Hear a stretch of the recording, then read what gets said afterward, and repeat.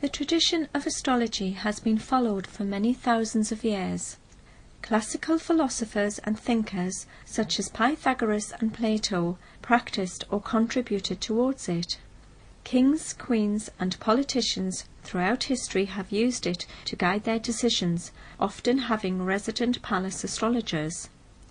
However, many people's knowledge of astrology is limited to having read columns in daily newspapers and magazines.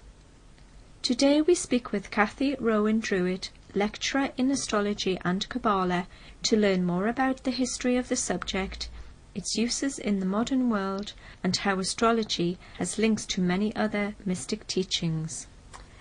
Hi Kathy, thank you so much for joining us today. Hi Kathy. Hi.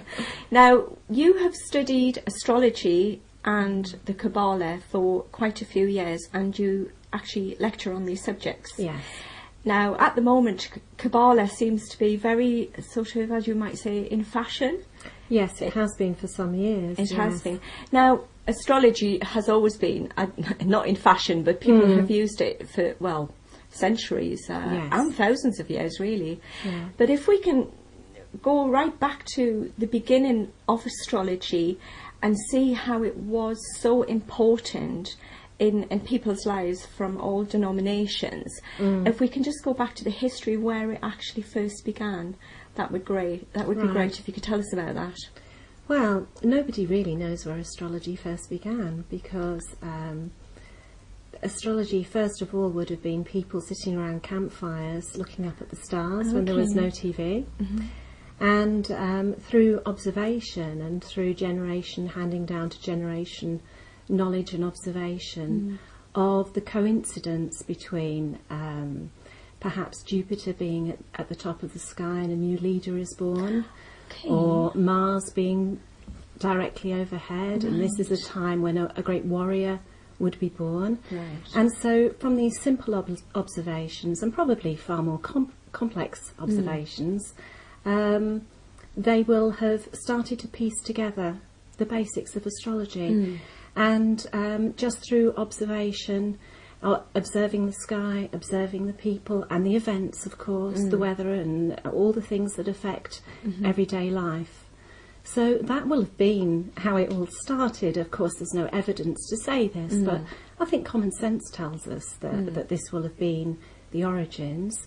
In terms of proving that it's been around for a long time, there is evidence going back to 700 years before Christ of astrology, and where it is known to have started would have been what is nowadays known as Iraq. Okay.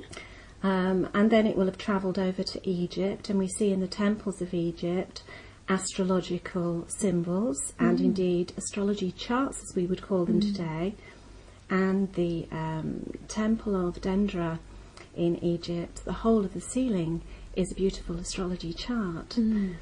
In those days, the astrology would have just been for pharaohs and kings, not for everyday people, you know, who would have their own astrologer. Yes, their own priest and advisor who would be an astrologer, who would be able to say, we're expecting an eclipse, or somebody of prominence is going to be born, this kind of thing.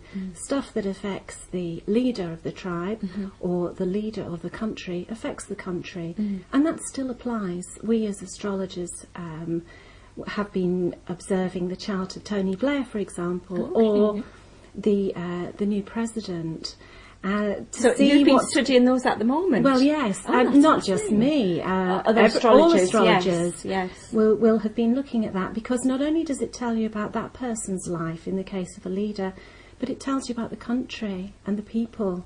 So it's kind of relevant to us all. Well, I must ask you about that. What have you found out? Can you share? Well, with the new president, who's obviously most topical at this moment, the American president. Yes, Obama, yes. His chart shows great sensitivity and great compassion, particularly towards women and people that have been oppressed in the past. And I think this is a real beacon of light for the future, a real indication of hope. So personally, I'm quite delighted to see how things have turned around. And also at this time, Pluto has recently gone into Capricorn, and that tells us that there's a big change in society at the moment. That, you know, this is really the dawning of a new age, a new time. And we're talking about from now till 2024.